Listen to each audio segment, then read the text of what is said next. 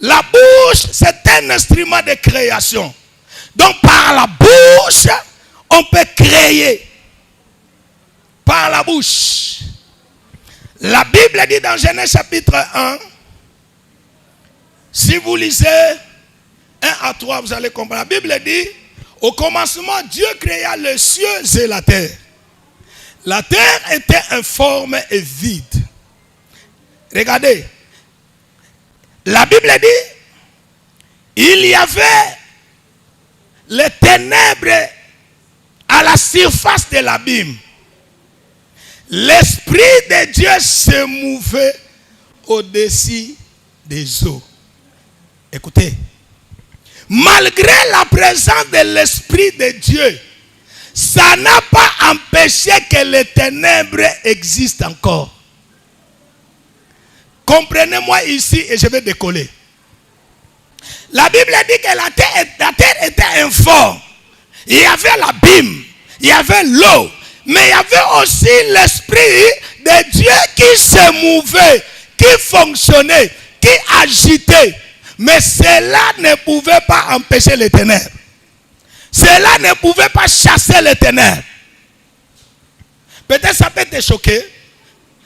Mais ce que je vais te dire, avoir le Saint-Esprit, être rempli du Saint-Esprit seul, ne suffira pas de chasser les ténèbres qui est dans ta vie. C'est pourquoi tu peux trouver une jeune sœur qui prophétise des choses exactes, mais célibataire à outrance.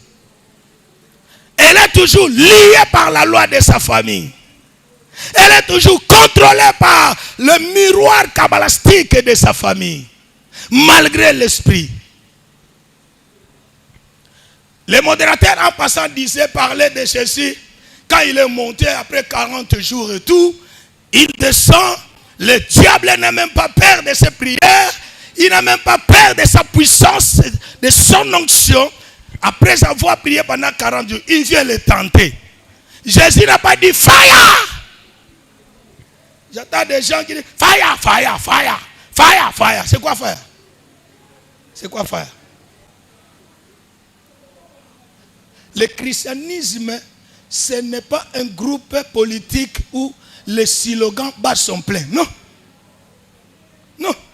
Le christianisme, c'est la vie de Jésus en nous. Jésus a regardé la puissance de la tentation. Il s'était dit, ici, on n'a pas besoin de l'onction. Ici, on a... Bien aimé, moi-même là, je vous parle. Dieu m'avait donné une onction que moi-même, je me disais, quand je rentrais chez moi, je me disais, est-ce que ce n'est pas la magie? Ce qui se passe à moi, c'est quoi? Parfois, je plairais. J'organise un séminaire. Quand j'entre seulement, là où il y avait la foule, ma présence, il y avait la salle était électrocutée, il y avait des gens qui tombaient. Je commence à prêcher, le modérateur, un serviteur de Dieu, électrocuté par l'onction, pouf, il tombe. Donc je prêche, il y a des gens qui vomissent. Quand je rentre, je dors enfamé. Est-ce que vous trouvez ça normal? Jusqu'à ce qu'une femme va me dire, papa, il faut que ne pas maman langue bakangula yo. J'allais aussi croire. Oh, en dehors de l'esprit, il y a des choses qui peuvent démarquer la vie. Dieu, le Créateur, a compris qu'ici, il ne s'agit pas de l'esprit. Parce que l'esprit est là, mais les ténèbres aussi est là. Jésus se disait avec ce monsieur ici, il ne faut pas aller avec des histoires des esprits, de l'onction. Il faut quoi? Il faut utiliser la bouche et il faut parler. Quand le diable a parlé, Jésus a parlé. C'était une bataille de parole contre parole.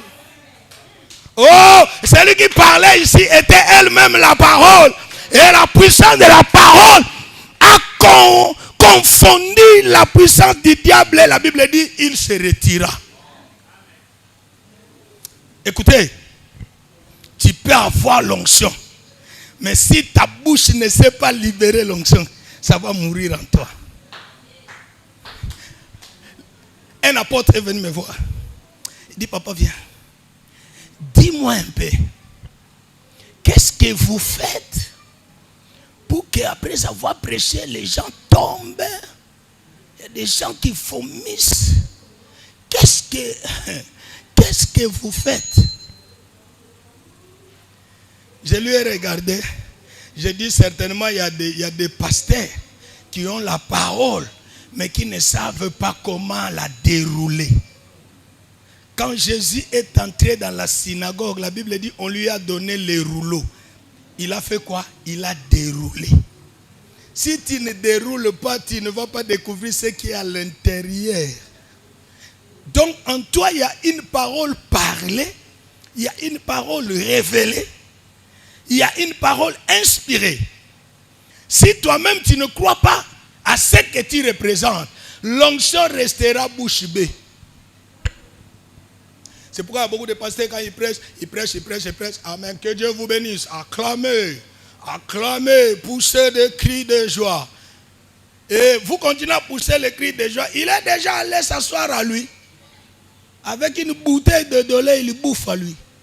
Les histoires de recevoir puissance, onction. Il n'entre pas dans cette parcelle parce qu'il ne sait pas comment ouvrir la porte. L'homme de l'onction. Oh, je vous donne une leçon que je donne aux étudiants dans l'école de l'onction.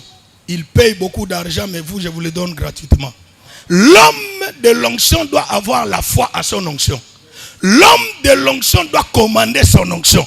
L'homme de l'onction doit croire que ce que je dis, c'est ce qui va arriver dans la salle. Est-ce que vous me comprenez? Il se passera quelque chose. Ça, c'est le langage d'un homme de l'onction. Le Saint-Esprit va toucher les gens. C'est la parole de l'homme de l'onction. Quand tu dis ça, le Saint-Esprit ne peut qu'obéir à ce que tu dis. Parce que la Bible dit, Dieu confirme la parole de qui? De son serviteur. C'est à toi de parler. Est-ce que je dis crie? Si quelqu'un crie pour que les gens tombent, il faut le mettre en anathème. Parce qu'il y a aussi des rougissements du lion satanique. Hein? Il faut parler.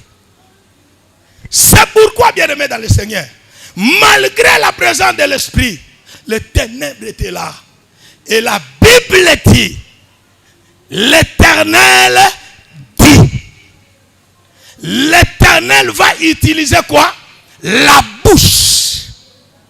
La bouche. Je suis venu dire à quelqu'un qui me suit, toi qui pleures devant des situations compliquées, devant des choses impossibles, tu ne sais pas sur quel chemin aller, tu ne sais pas quoi faire exactement. Utilise ta bouche pour appeler des choses qui n'ont jamais existé. Moi là, j'ai changé la loi de ma famille par ma bouche. Moi là, j'ai fait que les plus grands sorciers de ma famille meurent par ma bouche. Alléluia. Oh, alléluia. Amen. La bouche est créatrice. La bouche peut donner la vie. La bouche peut donner la mort. La Bible dit, c'est par la bouche que l'homme rassasie quoi? Son corps. Écoutez, ce n'est pas seulement en mangeant la nourriture que le corps rassasie, mais aussi à ce que la bouche parle. Parce que la Bible dit la mort et la vie. Tu veux la vie, il faut parler. N'est-ce pas? Oh, n'est-ce pas? Écoute. Dieu dit que la lumière soit et la lumière fit. Imaginez jusque-là, si Dieu n'avait pas prononcé cette parole, est-ce que les ténèbres allaient disparaître? Imaginez. Ça allait disparaître? Non. Pour faire disparaître les ténèbres de ta famille, tu as besoin de parler. Rentre chez toi, va parler. Rentre chez toi, va changer les choses par ta bouche. Tu connais comment se moquer des gens. Tu connais comment insulter. Comment faire des bêtises. Parmi les rôles de la bouche, j'ai évité de vous parler de caresses parce que ça ne m'intéresse pas ce soir. Je parle de choses importantes que la bouche peut faire. Parce que les caresses ne bénissent pas la vie d'un homme. Alléluia.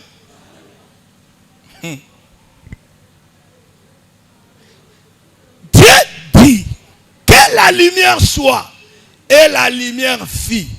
Cela veut dire que par la bouche, on peut créer ce qui n'a jamais existé. Parce qu'en ce moment ici, la création de Dieu a été arrêtée. Dieu est en repos. Je le répète. Aujourd'hui, Dieu ne peut plus créer. Vous êtes d'accord avec moi?